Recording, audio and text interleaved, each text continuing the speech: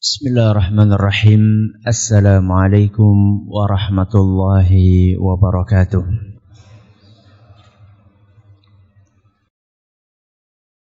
Alhamdulillahi rabbil alamin. Wabihi nasta'inu ala umuri dunya waddin. Wa sallallahu ala nabiyyina Muhammadin wa ala alihi wa sahbihi ajma'in. Amma ba'd. Kita panjatkan puja dan puji syukur kehadirat Allah Tabaraka wa Ta'ala. Pada kesempatan malam yang berbahagia kali ini, kita kembali diberi kekuatan, kesehatan, hidayah serta taufik dari Allah Jalla wa Ala, sehingga kita bisa kembali menghadiri pengajian rutin tafsir kita ini di Masjid Agung Darussalam Purbalingga.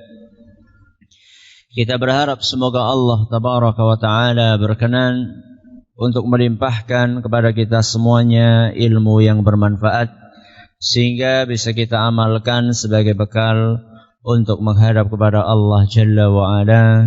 Amin ya Rabbal Alamin. Salawat dan salam semoga senantiasa tercurahkan kepada junjungan kita Nabi besar Muhammad sallallahu alaihi wasallam, kepada para sahabatnya, keluarganya, dan umatnya yang setia mengikuti tuntunannya hingga di akhir nanti. Para hadirin dan hadirat sekalian yang kami hormati, dan juga segenap pendengar Radio Insani 88 FM di Purbalingga dan sekitarnya, para pendengar Radio Roja di Jakarta, di Bandung, di Lampung, dimanapun Anda berada, para pendengar Radio Bas FM di Solo Tigo dan sekitarnya, juga para pemirsa Yufi TV yang semoga senantiasa dirahmati oleh Allah Azza wa Jalla. Pada pertemuan yang lalu kita telah membahas 3 ayat dari surat Al-Alaq. Ayat yang keberapa? Ke-6, ke-7 dan ke-8, yang bunyinya kalla innal insana layatgha. Ini ayat yang keberapa? 6. Terus ayat yang ke-7, ar-ra'ahus taghna. Ayat yang ke-8, inna ila rabbikar ruj'a. 3 ayat kemarin kita pelajari. Pada kesempatan kali ini insyaallah kita akan mempelajari 4 ayat, yaitu ayat yang ke-9 sampai 4 ayat ke-12, 9, 10, 11, 12. Kok borongan Ustaz? Karena satu paket pembahasan. Makanya kita gabungkan jadi 1. Sebelumnya di ayat yang ke-6 Allah mengatakan kalla innal insana layatgha. Sungguh benar-benar manusia itu suka melampaui batas. Ini salah satu sifat buruk dasar yang dimiliki oleh manusia, suka melampaui batas. Kemarin disebutkan salah satu pemicunya adalah ar-ra'ahus taghna, karena dia melihat dirinya itu serba cukup. Pada malam hari ini kita akan membahas salah satu di antara potret manusia melampaui batas. Di antara bentuk melampaui batas yang sering dilakukan oleh manusia, sebagian dari mereka bukan hanya tidak mau melakukan kebajikan, tapi juga menghalangi orang lain untuk melakukan kebajikan. Ini salah satu potret melampaui batas. Bukan hanya dirinya yang tidak mau melakukan kebajikan, Bahkan dia juga menghalangi orang lain untuk melakukan kebajikan. Allah sebutkan di dalam firman-Nya, ara'aitalladzi yanha. Wahai Muhammad, tahukah engkau ada orang yang suka menghalangi? Ara'aitalladzi yanha. Tahukah engkau wahai Muhammad, ada orang kafir yang suka menghalangi. Menghalangi apa? Abdan idza shalla. Menghalangi orang lain untuk menjalankan sholat. Jadi kebajikan yang dihalang-halangi apa? Sholat. Berarti di sini ada yang menghalangi dan ada yang dihalangi. Berarti ada subjek, ada objek. Subjek adalah orang yang menghalangi, objek adalah orang yang dihalangi. Siapakah yang menghalangi dan siapa yang dihalangi? Kata sebagian ulama, tidak ada perbedaan di antara para ahli tafsir bahwa yang dimaksud dengan subjek di dalam ayat ini yang menghalangi, dia adalah seorang yang terkenal dengan julukan Abu Jahal. Ini subjeknya. Orang yang menghalangi ini namanya Abu Jahal. Julukannya Abu Jahal. Berarti tinggal siapa yang belum kita ketahui? Objeknya. Yang dihalangi. Siapa yang dihalangi? Nabi kita Muhammad sallallahu alaihi wasallam. Kata Al-Qasimi, hampir-hampir tidak ada perbedaan pendapat di antara para ulama bahwa yang dimaksud dengan yang menghalangi dan yang dihalangi adalah Abu Jahal dan Nabi kita Muhammad sallallahu alaihi wasallam. Mengapa tidak ada perbedaan? Karena ada hadis yang sahih yang menjelaskan asbab nuzul ayat-ayat ini yang bercerita tentang kisahnya Abu Jahal yang pengen nginjek kepalanya Nabi Muhammad sallallahu alaihi wasallam. Kisah itu disebutkan di dalam Sahih Muslim, antara lain dituturkan oleh salah seorang sahabat yang bernama Abu Hurairah radhiyallahu anhu. Kata Abu Hurairah, pada suatu hari Abu Jahal berkata, "Hal yu'affiru Muhammadun wajhahu baina adhhurikum?" Apakah Muhammad lagi-lagi melumuri wajahnya dengan tanah di hadapan kalian? Maksudnya apa itu melumuri wajah? Sujud, subhanallah ya. Sujud dikatakan melumuri, mengotori muka dengan tanah. Subhanallah. Ini bahasanya Abu Jahal. Hati-hati ini ya. Orang yang suka ngolok-ngolok orang sholat jengkang-jengking. Hati-hati. Itu ada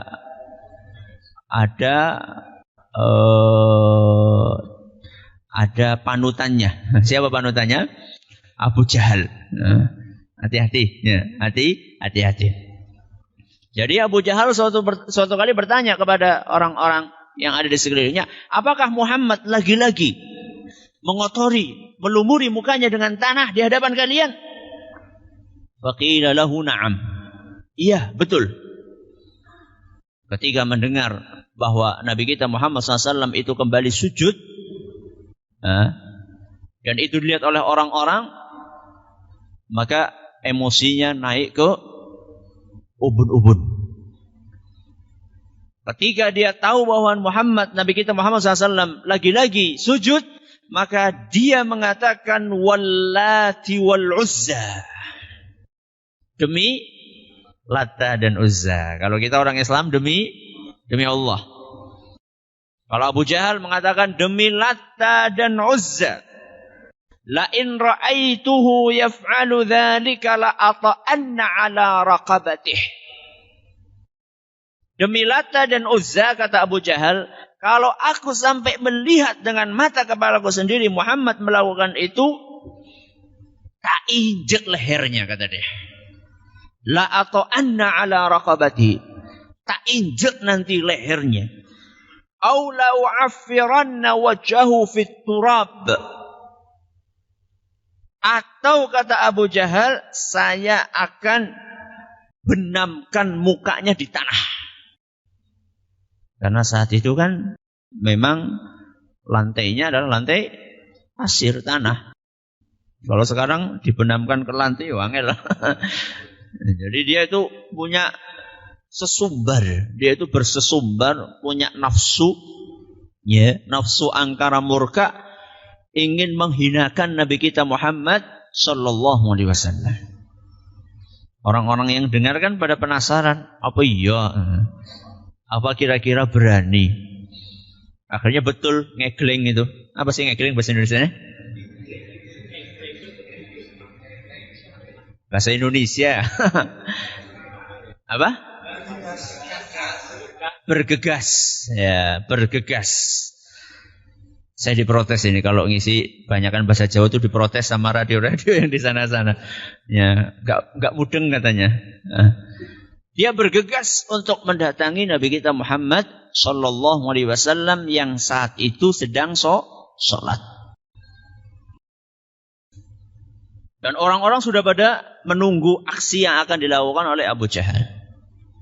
Begitu dia melangkah mendekati Nabi kita Muhammad sallallahu alaihi wasallam, ujuk-ujuk tiba-tiba Abu Jahal ini mundur. Sudah dekat, tinggal ngangkat kakinya mau diinjakkan, tiba-tiba dia mundur secepat mungkin sambil menutupi mukanya dengan kedua tangannya. Padahal orang-orang itu sudah penasaran. Ya, kalau sekarang mungkin sudah siap-siap. Oh, kayak ngapa? Untung belum ada selfie saat itu ya. Jadi saat itu orang-orang sudah pada siap-siap mau ngelihat bagaimana aksinya. Si Abu Jahal ini ternyata begitu dia akan menginjakkan langsung mundur dia. Gak jadi dia menginjak Nabi kita Muhammad sallallahu alaihi wasallam. Faqila lahu, maka dia ditanya, malak? Loh, kenapa? Kok mundur? Kata Abu Jahal, inna baini wa bainahu la khandaqan min narin wa haulan wa ajnihah.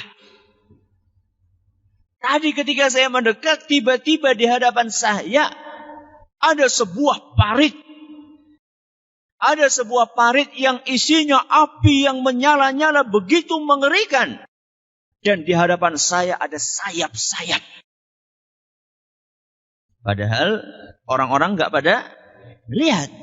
Ya. Yang lihat cuma Abu Jahal. Buktinya yang lain pada enggak lihat, mereka tanya. Ya. Mereka tanya sama Abu Jahal. Loh, ngapain kamu mundur tadi? Bukannya kamu tadi sudah sesumbar mau menginjak Muhammad. Kenapa kamu mundur? Maka Abu Jahal pun mengatakan, tadi ketika saya akan menginjak, tiba-tiba di depan saya ada parit yang isinya api, yang menyala-nyala, mengerikan, dan saya melihat sayap-sayap besar. Kemudian setelah selesai sholat, Nabi kita Muhammad sallallahu alaihi wasallam berkata, laudana minni. Kata Nabi kita SAW, andaikan Abu Jahal tadi mendekat lagi, kalau bahasa kita mungkin selangkah lagi, kata Nabi SAW, lakhtatafathul malaikatu udwan. Niscaya malaikat akan mencabut tubuhnya Abu Jahal anggota per anggota. Jadi cabuti tangan di situ, tuing. Baru gue apa maning? Ya jangan kepalanya langsung mati nanti. Tangannya dulu, mungkin kakinya dulu. Habis itu kepalanya, satu persatu anggota tubuhnya akan dicabuti sama malaikat. Kemudian turunlah firman Allah subhanahu wa ta'ala, kalla innal insana layatgha ar-ra'ahus istaghna inna ila rabbikar ruj'a ara'aital ladzi yanha 'abdan idza shalla sampai seterusnya. Jadi dari hadis ini yang sahih, para ulama menyimpulkan bahwa yang menghalangi dan yang dihalangi adalah Abu Jahal dan Nabi kita Muhammad sallallahu alaihi wasallam. Ayat ini, ara'aital ladzi yanha 'abdan idza shalla. Kata para ulama, susunannya, ungkapannya dalam bahasa Arab itu ungkapan keheranan. Atau istilahnya sighatut ta'ajjub.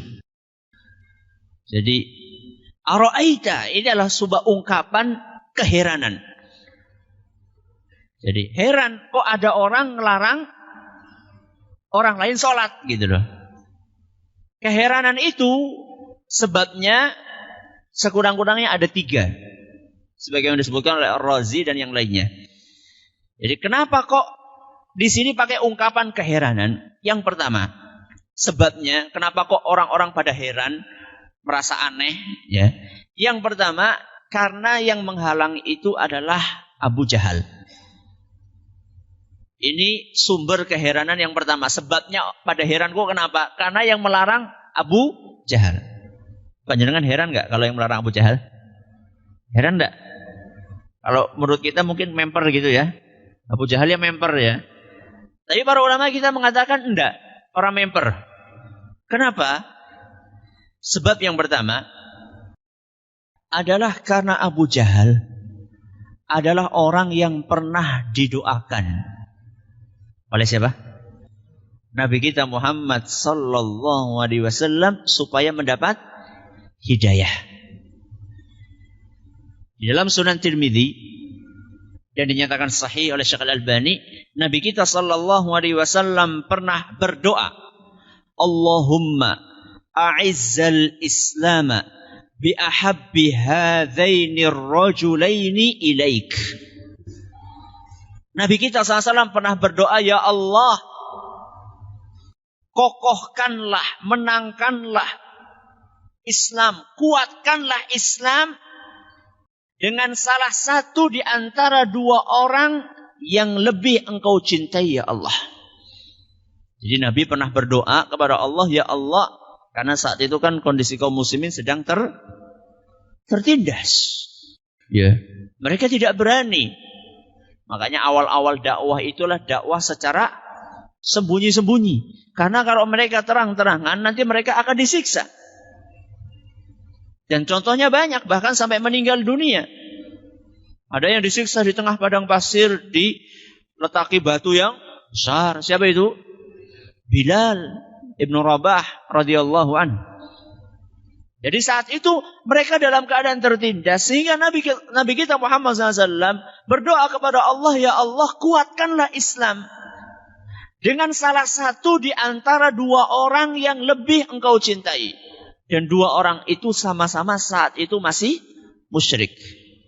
Siapa itu? Kata Nabi SAW, bi Abi Jahlin au bi Umar bin Al-Khattab.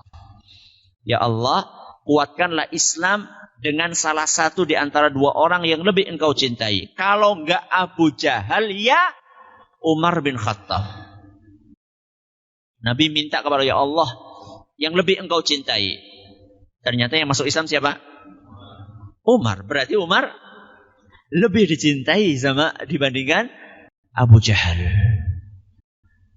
Lihatlah bagaimana seseorang yang pernah diharapkan oleh Nabi SAW akan membela Islam, kok malah memerangi Islam sampai meninggalnya.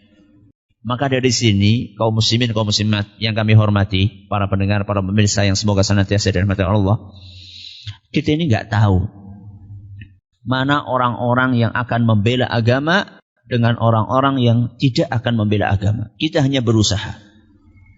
Kadang-kadang kita mengharapkan, ya Allah, moga-moga si fulan ini dengan kekayaannya, ya dengan kedudukannya bisa membela Islam.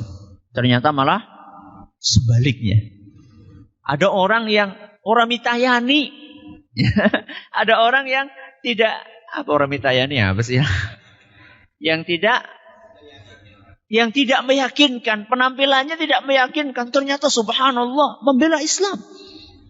Ya. Kelihatannya miskin padahal sebenarnya kaya. Ada orang kelihatannya kaya padahal sebenarnya kaya utang. Alias miskin. Ya. Jadi kita nggak tahu. Ya. Makanya Nabi SAW tetap berdoa, berikhtiar supaya Abu Jahal masuk Islam, ternyata malah justru memusuhi Islam. Bahkan ingin menginjak kepala Nabi kita Muhammad SAW saat sholat. Ini adalah sumber keanehan yang pertama. Ya, mengherankan sekali karena yang melakukan adalah Abu Jahal. Yang kedua, kata para ulama, yang menyebabkan ungkapan-ungkapan keheranan di sini, memakai ungkapan keheranan adalah karena Abu Jahal dahulu ini mendapatkan julukan Abul Hakam. Apa julukannya? Abul Hakam. Abul Hakam itu mungkin kalau diterjemahkan bahasa bebasnya itu orang yang sangat bijak. Abu Jahal asline undangane Abul Hakam, wong sing bijak banget. Itu kan aneh kan, orang bijak kok ngelarang orang sholat. Na'udzubillahi min dzalik. Makanya ungkapan di sini memakai ungkapan keheranan. Orang yang mendapatkan julukan Abul Hakam, orang yang sangat bijak, kok bisa-bisanya melarang orang lain untuk sholat. Ini sebab yang kedua. Sebab yang ketiga, karena perbuatan yang dilarang adalah sebuah ibadah yang mulia. Apa itu? Sholat. Subhanallah. Aneh sekali ada ibadah yang sangat mulia kok dilarang. Ada orang ke masjid kok dilarang aja memejid. Kalau misalnya ada orang, ayo aja pada nonton ebek, itu kan masuk akal. Ayo aja pada sholat, itu kan tidak masuk akal. Aneh sekali. Ya. Masa sholat dilarang? Ya. Makanya ayat ini menggunakan ungkapan keheranan, sighatut ta'ajjub. Dan di zaman ini amat disayangkan juga banyak kebaikan-kebaikan yang justru malah dilarang. Contoh, mau contoh enggak? Contoh, poligami. Waduh, ibu ini. Sebentar bu, saya cuma menjelaskan hukumnya bu ya. Masalah eksekusi, prakteknya itu nanti. Yang penting kita tahu hukumnya dulu bu ya. Di zaman ini ada sebagian orang mempermasalahkan poligami. Di saat yang sama, maaf, di sebagian daerah prostitusi dilegalkan.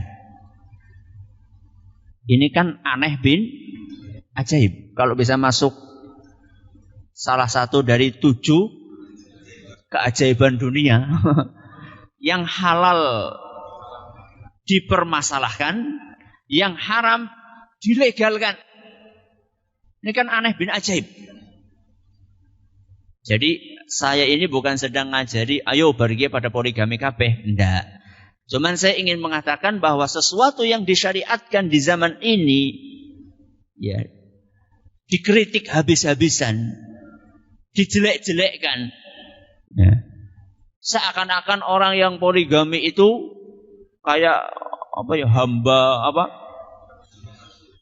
nafsu. Ya, budak nafsu. Terus yang punya selingkuhan dianggap biasa. Nun sewu nih. Kadang-kadang sebagian orang yang ditokohkan atau ya katakanlah pejabat lah. Ya. Pejabat itu malu untuk berpoligami, tapi kalau punya istri simpanan dianggap biasa. Na'udzubillahi min dzalik. Ini kan aneh bin ajaib. Kebaikan malah dihalang-halangi. Yang jelas-jelas haram malah dilegalkan. Ya. Ini contoh. Contoh yang lainnya. Masih seputar wanita. Wanita yang rajin menutup aurat dikucilkan. Ya, ada wanita pakai baju yang syar'i, ya pakai hijab yang syar'i, jilbabnya besar gitu. Dijelek-jelekkan. Wah, anak layangan lewat. Nah. Karena ketika berjalan kan memang jilbabnya gede, jadi kayak berkibar-kibar gitu ya. Bahkan ada yang naudzubillahi min dzalik sampai memposting apa ya? Kalau nggak salah ada wanita pakai jilbab yang syar'i, kemudian ada apa ya, tempat sampah atau apa warnanya hitam gitu loh. Sampai dikatakan apa bedanya antara ini sama ini? Ya. Naudzubillahi min dzalik. Orang yang pakai jilbab benar ya dikucilkan, dituduh yang enggak. Sebaliknya, orang yang pakai baju primitif no sewu nggih. Orang yang pakai baju primitif dianggap biasa. Bahkan dikatakan wah ini memang sudah trennya. Memang sudah trennya. Ini sudah gaul, gaya sekarang. Itulah kondisi yang memprihatinkan di zaman kita ini. Contoh yang lain. Ada sebagian orang beberapa saat yang lalu mempermasalahkan suara azan yang bersahut-sahutan. Katanya bikin apa? Pusing, berbegi katanya. Sehingga ada usul azannya itu diapakan? Dipusatkan misalnya ya. Pokoknya dikonek saja adanya satu di Masjid Agung, yang lainnya nganggo kabel gitu. Jadi sekali adzan langsung satu yang adzan bisa kedengaran semuanya biar enggak ganggu. Tapi kalau ada orang barang gawe soundnya sampai naudzubillah min dzalik. Kadang-kadang saya tuh heran ya. Kita yang lewat saja telinganya pekak. Yang saya heran orang yang di dalam rumah gitu loh. Kok kayaknya kayak gak ada apa-apa gitu ya. Kita yang lewat saja naudzubillah min dzalik. Ini contoh yang lain, orang yang pakai motor klakson apanya? Knalpotnya itu apa itu namanya? Knalpot apa itu? Bobokan. Ya. Saya heran ya. Saya heran dianya kok nyaman-nyaman saja gitu loh. Ya. Orang yang pakai itu padahal kan lebih dekat dia. Kalau kita kan di rumah, orangnya di sana misalnya di jalan sana. Kita di sini sudah keberbegen. Ya. Kita sudah merasa pekak telinga kita. Ini orang yang naik motor kok kayak nyantai-nyantai saja. Allah musta'an. A'udzubillahi min dzalik. Maka inilah contoh-contoh orang-orang yang menghalangi kebaikan, akan tetapi justru malah membiarkan keburukan. Sudah. Ara'aitalladzi yanha 'abdan idza shalla. Ini ayat yang keberapa? 9 dan 10. Di ayat yang 11 dan 12 Allah Subhanahu wa taala memberi peringatan. Memberi peringatan kepada orang yang menghalangi kebaikan. Dan peringatan yang disampaikan oleh Allah Subhanahu wa taala ada tahapan-tahapannya. Kata Imam Ibnu Katsir, tahapan yang pertama adalah dengan nasihat yang baik. Alias mengingatkan dengan cara yang lemah lembut. Ini pelajaran ini, ya, pelajaran buat kita semuanya. Kadang-kadang kita ini kurang pinter membungkus kebaikan. Yang disampaikan baik tapi bungkusnya jelek. Akhirnya ditolak karena cara menyampaikannya yang jelek. Makanya dari sini Imam Ibnu Katsir menyimpulkan bahwa Allah Subhanahu wa taala mengawali peringatannya kepada orang-orang yang menghalangi salat dengan cara yang baik. Nanti kita akan jelaskan bagaimana cara yang baik. Ini perlu kita tegaskan di sini karena ternyata di zaman kita ini tidak sedikit orang-orang yang lebih suka untuk bersikap kasar dibandingkan bersikap lembut. Tokoh kafir tingkat dunia yang sangat kafir siapa? Fir'aun. Nabi yang diutus untuk mendakwahi Fir'aun namanya siapa? tok Nabi Musa dan Nabi Harun. Mari kita cermati bagaimana pesannya Allah kepada Nabi Musa dan Nabi Harun ketika beliau berdua diutus untuk mendakwahi Fir'aun. Sebelum saya sampaikan, saya ingin tanya, Allah tahu nggak kalau Fir'aun itu bakalan mati kafir? Tahu nggak? Ya tahulah, kalau nggak tahu ya bukan Allah namanya. Ya. Segala sesuatu yang ada di muka bumi itu sudah diketahui sama Allah Subhanahu wa taala. Ketika Allah mengutus Nabi Musa dan Nabi Harun untuk mendakwahi Fir'aun, Allah tahu bahwa Fir'aun ini nggak bakalan beriman. Sudah tahu Allah itu. Tapi lihat, apa pesannya Allah Subhanahu wa taala? Kata Allah Azza wa Jalla, "Faqula lahu qawlan layyina." Wahai Musa dan Harun, sampaikanlah nasihat kepada Fir'aun dengan cara yang lembut. Subhanallah. Padahal suruh dakwai siapa? Fir'aun. Fir'aun yang memproklamirkan dirinya bahwa dia adalah merupakan Tuhan yang paling tinggi. Kata dia, "Ana rabbukumul a'la." Aku adalah Tuhan kalian yang paling tinggi. Sampai pesan kepada menterinya. Siapa namanya? Haman. Fir'aun pernah pesan sama Haman supaya bangun menara yang tinggi. Supaya apa? La'alli attali'u ila ilahi Musa. Kata Fir'aun, aku pengen ketemu sama Tuhannya Musa. Ya. Jadi kayak ngapa sih Tuhannya Musa? Kenalan. Coba lihat. Ini kan kufur kelas hiu, bukan kelas kakap. Ini kan kakap masih kecil. Kalau ada lebih besar kelas paus. Ya. Mengatakan seperti itu dia. Jadi bangunkan buat saya istana, bangun buat saya menara yang tinggi sekali. Saya pengen naik ke atas, pengen ketemu sama Tuhannya Musa. Mana sih Tuhannya Musa itu? Ini kan kufur sekali gitu loh. Akan tetapi pesannya Allah Subhanahu wa taala kepada Nabi Musa dan Nabi Harun apa?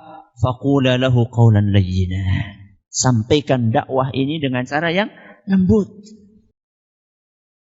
Ini Allah sebutkan dalam Al-Quran surat Toha ayat 44. Dari perintahnya Allah kepada Nabi Musa dan Harun supaya menyampaikan dakwah dengan cara yang lembut kepada Fir'aun, Allah sebutkan dalam surat Toha ayat 44. Ada seorang khalifah yang terkenal, yaitu Harun Ar-Rasyid. Ya, seorang khalifah kaum muslimin yang terkenal sekali. Suatu hari Harun Ar-Rasyid sedang tawaf sekeliling Ka'bah. Tahu-tahu ada orang menemui Harun. Begitu ketemu sama Harun, orang itu langsung ngomong, "Harun." Mungkin bangetan kan sama pemerintah kok manggil namanya gitu, sama penguasa. "Harun, sini." Dari awalnya sudah ambunewis apa? Sengak. Sudah gak enak baunya itu. "Harun, sini. Aku pengen nasihati kamu, tapi aku pengen keras ngasih nasihat sama kamu." Jadi dari awal itu sudah mengatakan, aku ingin menyampaikan nasihat kepada kamu, tapi siap-siap ya, nasihatku keras. Kasar. Apa kata Harun? Tidak mau. Harun langsung ngomong itu, gak mau. Loh, kenapa kamu gak mau? Kok kamu gak mau dinasihati? Jawabannya pintar sekali. Karena, kata Harun, kenapa saya gak mau dengar? Karena aku ini gak lebih buruk dibandingkan Fir'aun. Dan kamu gak lebih soleh dibandingkan Musa. Apa alasannya? Aku ini gak lebih buruk, gak lebih jahat dibandingkan Fir'aun. Dan kamu juga gak lebih baik dibandingkan Musa. Lah, Nabi Musa disuruh mendakwai Fir'aun yang lebih buruk daripada aku, disuruh menyampaikan dengan cara yang lembut. Loh, aku kan gak lebih buruk, lebih jahat dibandingkan Fir'aun. Masa kamu nggak mau bersikap lembut sama saya? Ini kan logika yang sangat apa? Yang sangat cerdas dari Harun ar-Rasyid. Yeah. Makanya sangat memprihatinkan di zaman kita ini sebagian orang yang kalau kasih nasihat itu milih bahasa yang kasar. Padahal masih ada bahasa yang lembut, subhanallah. Masih banyak bahasa yang halus. Tapi sengaja memilih bahasa yang kasar. Jadi targetnya itu bikin orang itu telinganya panas. Itu targetnya. Nek orang nggo bahasa sing kasar gue orang marem. Yeah. Seakan-akan itu enggak sah kalau enggak pakai bahasa yang kasar. Subhanallah. Padahal para ulama kita mengatakan kalau pada zamannya Nabi kita Muhammad SAW saja Rasulullah SAW disuruh untuk bersikap lembut, apalagi di zaman ini. Kira-kira orang-orang di zaman ini sama para sahabat Nabi kira-kira lebih siap mana untuk menerima nasihat? Ya para sahabat Nabi SAW jelas. Yeah. Akan tetapi tetap Nabi SAW diperintahkan untuk bersikap lembut padahal yang dihadapi orang-orang sekaliber sahabat. Apalagi di zaman ini. Makanya seorang ulama besar abad ini, Syekh bin Baz rahimahullah. Beliau mengatakan, Hadzal asru asru rifq. Kata beliau, zaman ini adalah zaman kelemah lembutan. Kata beliau.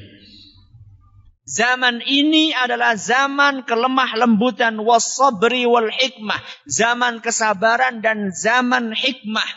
Atau zaman kebijaksanaan. Walaysa asra syiddah. Dan bukan masanya sekarang itu untuk bersikap kasar dan keras. Ulama besar menyampaikan nasihat seperti itu. Sudah. Sekarang lihat bagaimana Allah mengingatkan Abu Jahal. Di dalam ayat yang ke-11 dan ke-12. Allah berfirman. Ara'aita in kana alal huda. Wahai Abu Jahal, menurutmu bagaimana andaikan Muhammad ini berada di atas kebenaran? Ara'aita in kana 'alal huda. Menurut kamu gimana kalau seandainya Muhammad yang kamu halangi ini adalah orang yang berada di atas kebenaran, di atas petunjuk? Au amara bit taqwa. Atau Muhammad adalah orang yang suka mengajak kepada ketakwaan. Jadi di sini Abu Jahal ini diajak untuk berpikir. Kamu sebenarnya mikir gak sih Abu Jahal? Tahu gak yang kamu larang ini siapa? Yang kamu larang ini adalah orang yang soleh dan muslih. Apa bedanya soleh sama muslih?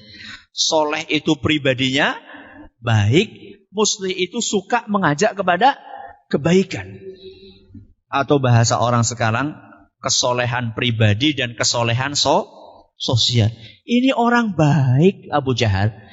Jadi Abu Jahal ini diajak untuk berpikir. Walaupun Abu Jahal itu sudah diistilahkan, dinamakan dengan Abu Jahal. Jahal itu apa sih? Abu Jahal artinya apa? Jahal itu orang pinter. Atau bahasa kasarnya bodoh. Ya. Abu Jahal gue berarti ya bodoh banget, kira-kira seperti itulah. Ya kira-kira seperti itu. Ya. Jadi Abu Jahal ini sudah sedemikian rupa masih diajak untuk berpikir. Ya. Dengan cara yang lembut. Wahai Abu Jahal, tahu nggak kamu? Kamu apa nggak berpikir? Yang kamu larang ini siapa? Yang kamu larang ini orangnya soleh, baik pribadinya. Bukan hanya baik pribadinya, dia juga berusaha untuk memperbaiki orang lain. Au amara bit taqwa, selalu ngajak orang lain untuk bertakwa kepada Allah Subhanahu wa taala. Apakah orang yang seperti layak untuk kamu halangi? Jadi di dalam ayat ini Allah Subhanahu wa taala memberikan pelajaran kepada kita bahwa seharusnya kita ini jadi orang yang soleh pribadi dan juga soleh secara sosial. Karena ada sebagian orang, ada dua kubu. Kubu yang pertama, soleh banget pribadinya, tapi kadang-kadang kurang soleh sosialnya. Atau sebaliknya, ada orang soleh banget sosialnya, tapi pribadinya tidak soleh. Contoh, ada sebagian orang soleh pribadinya, rajin sholat, rajin puasa, ya, rajin umroh, akan tetapi ternyata medit, pelit, kaji pelit. Ini kan soleh pribadinya, tapi tidak soleh sosialnya. Atau mungkin ya dia soleh pribadinya, sholat, masya Allah, rajin ke masjid, tapi nggak peduli dengan lingkungannya rusak berat, ya. Tidak terfikir untuk mengajak lingkungannya. Yang dia pikirkan adalah sing penting nyong selamat. Padahal sebenarnya seorang muslim harus memiliki kepedulian kepada lingkungannya. Setelah dia berusaha untuk menyelamatkan dirinya, dia berusaha untuk menyelamatkan orang lain. Makanya dalam Al-Quran surat At-Tahrim Allah berfirman, Ya ayyuhalladzina amanuku anfusakum wa ahlikum nara. Jagalah diri kalian dan keluarga kalian dari api neraka. Makanya orang yang soleh beneran, dia bukan hanya memikirkan dirinya, tapi dia juga memikirkan keluarganya. Karena kenyataannya tidak sedikit di antara orang-orang yang rajin ke masjid, ternyata anak dan istrinya tidak sholat. Ada nggak? Ada, banyak. Ketika ditanya, lah dewek-dewek. Subhanallah, dewek-dewek. Itu tuh bukan orang lain, itulah istri Anda, itu adalah anak Anda. Kok bisanya dewek-dewek? Gak ada dewek-dewek. Yang ada adalah masing-masing dari kita berusaha. Setelah kita berusaha menyelamatkan diri sendiri, kita berusaha untuk menyelamatkan orang lain.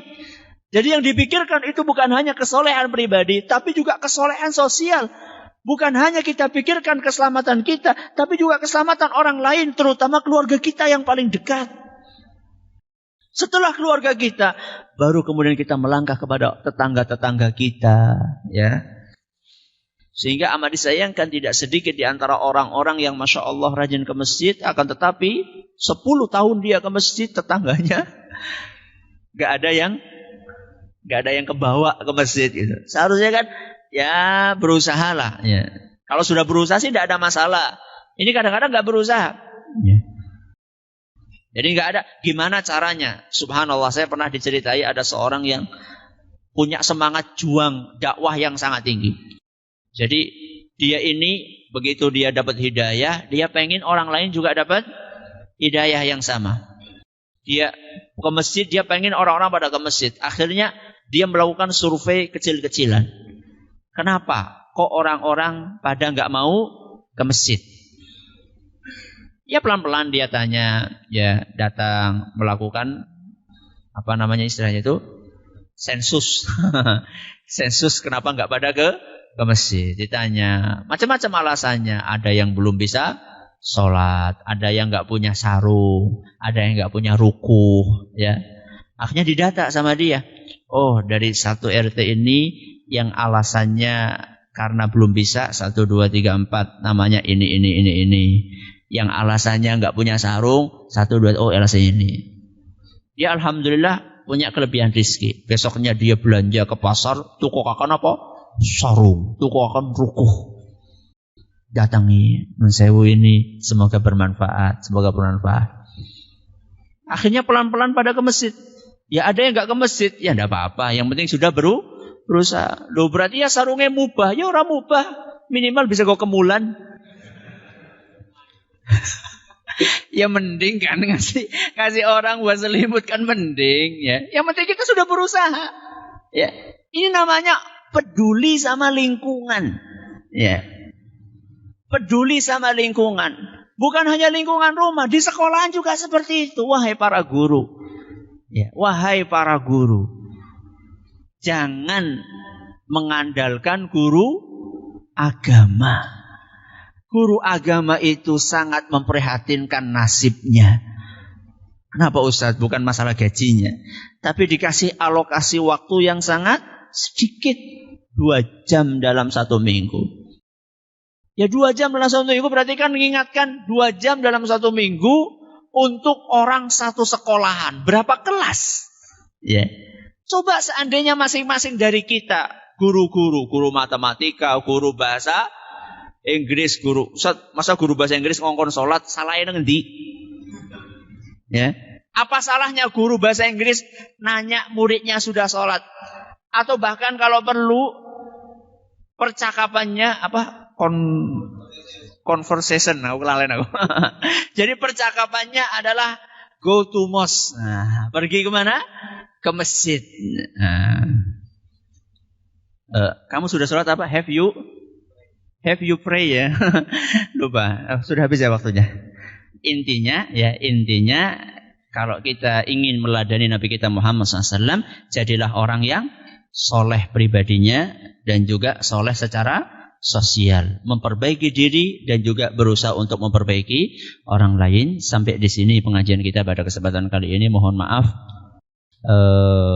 lagi-lagi malam ini tidak bisa kami membuka tanya jawab karena satu dan lain hal. Semoga pada pertemuan yang akan datang bisa kita buka tanya jawab. Terima kasih atas perhatiannya.